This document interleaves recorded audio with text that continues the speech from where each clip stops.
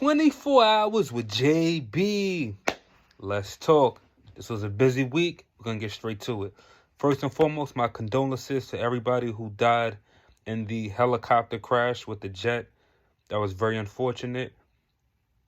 May Allah subhanahu wa ta'ala be with all the families. Let's keep it going. ASML, they got busy, right? ASML, they basically make the chips for semiconductor stocks, right? For anything semiconductor related, they have the machine to produce chips for the likes of NVIDIA, TSM, Taiwan Semiconductors, right? So in other words, they'll always be included into the equation. Now, their expectations were bigger than expected, thus the stock was up as a result, albeit the stock was down Monday with the whole DeepSeek play. Let's keep it going. Meta got busy, crushed it per usual. I'm now dollar cost averaging into Meta on a weekly basis. Full disclaimer, Meta is one of them ones. Let's keep it going. Tesla missed earnings, right? I had Tesla going to 350. Tesla missed earnings, which I figured they would, but the stock still somehow went up, albeit it dipped a little bit initially, about 3%. I'm thinking it's going to 350. I wanted to place a trade then, but the stock wound up doing the reverse and it went up.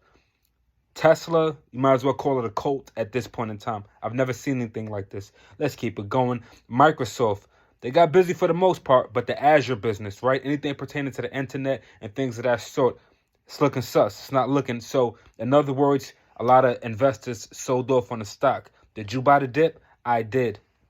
Let's keep it going. UPS, beloved, it wasn't good. In other words, it was horrible.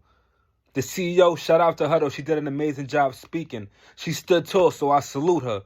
And she mentioned how they were getting rid of Amazon, right? She made it perfectly clear. Amazon is not our most profitable company, although they do generate the most revenue.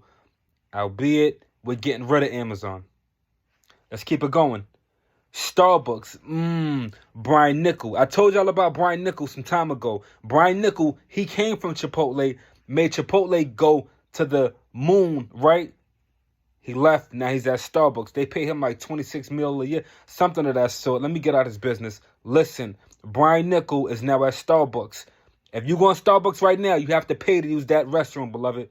Brian Niccol said no more of that. He brought the condiment bar back. He got it lit. You know what I'm saying? Got the ceramic mugs and all that. He also, this was very interesting. I said, Joe, this was genius on his behalf. You don't have to pay for alternative milks at Starbucks, right? If you want your coconut milk, your almond milk, your soy milk, whatever, you don't have to pay for it. Why is that intriguing? Because at all coffee shops, you typically have to pay a $2, $3 surcharge of any alternative milk outside of the dairy because it's cheaper. Let's keep it going. Blackstone, they dealing real estate. Blackstone said they have their eye on what's going on, what's taking place due to the DeepSeek play. In other words, Blackstone, they deal with real estate, right? And they lease to the likes of Amazons and others. So therefore, they're sitting back saying if the energy centers are not needed as much to produce the data due to DeepSeek coming into play, then are major corporations going to still need the data centers which produce the energy which helps AI elevate, right? Become more efficient. But Blackstone said it's nothing to worry about. They still getting busy. They got busy on earnings. Let's keep it going. Energy stocks were down on the week. Did you buy the dip? I told you to. Energy stocks. Constellation Energy, ticker symbol CES. ANET, that was down. Vistra, all energy stocks were down. They bounced back a little bit. So they're pretty much down like about 25 to 30% Monday. By the end of this week, they were probably about like 15 to 20% down. So in other words, you made a bit of a profit if you bought the dip Monday like I told you to. Let's keep it going. Semiconductor stocks.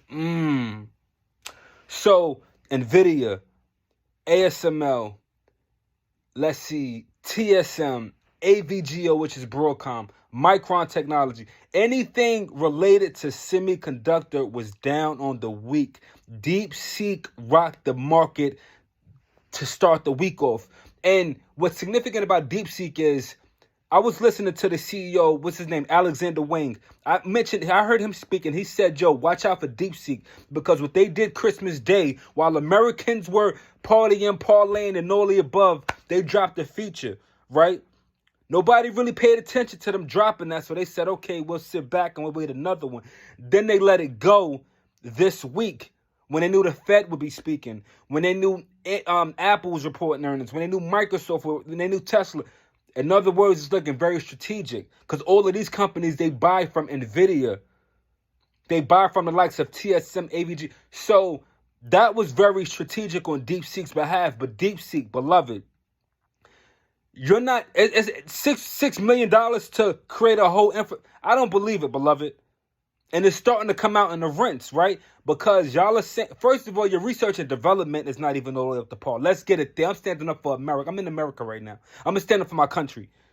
What y'all did was very strategic. I respect it, but $6 million to produce, to create a AI infrastructure project where you telling me Sam Altman at OpenAI is spending billions, Mark Zuckerberg is spending billions, Microsoft, everybody's spending billions and billions of dollars, and you crack the code to where you could just put up $6 million, and now you doing what they doing by spending, I gotta see. Let's keep it going. I digress. NVIDIA, down on the week, beloved, because now people are like, yo, NVIDIA, is that really the play? Is it really worth it? Is it really hyped up to... We shall wait and see. NVIDIA has a market cap currently of $2.9 trillion. It's the third largest company in the world right now. And the stock is down. Again, this is not investment advice. This is purely entertainment. Purely entertainment. NVIDIA stock is down, like 15, 20% on the week? So 15.81% on the week. So you may want to buy that dip, beloved. Again, not investment advice. Let's keep it going. Jensen Huang, he's meeting with President Trump today. So will that meeting go as planned, or will that bring forth some sort of positivity amongst NVIDIA stock? Because right now it's looking bad, beloved. It's touching its 200-day moving average. That's never good. Let's keep it going. ECB, that's the European Central Bank. They cut rates as expected by 25 basis points. Let's keep it going. Mark Zuckerberg, that is, he paid Trump that bread, a little like $25 million or something like that, because basically Trump's Facebook account was suspended during the elections. That's a whole political thing. But basically, Mark paid Trump a little $25 million, which is a drop in the bucket. Let's keep it going. Elon Musk, he wants to get rid of the penny, right? The brown penny, the 1 cent, the money that you walk past on a daily basis. Elon said, Joe, it takes damn near 3 cents to make the penny. So why is it still around, right? And come to find out, Canada, they don't even rock with the penny. They got rid of it. Let's keep it going. The Fed, he paused rates this week, right? Nah, which was expected, and he didn't answer any Trump questions.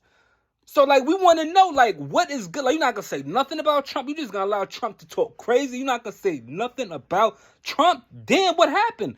Because before we was getting rate cut after rate cut, but now it's like, yo, no questions about Trump. No questions about Trump. No.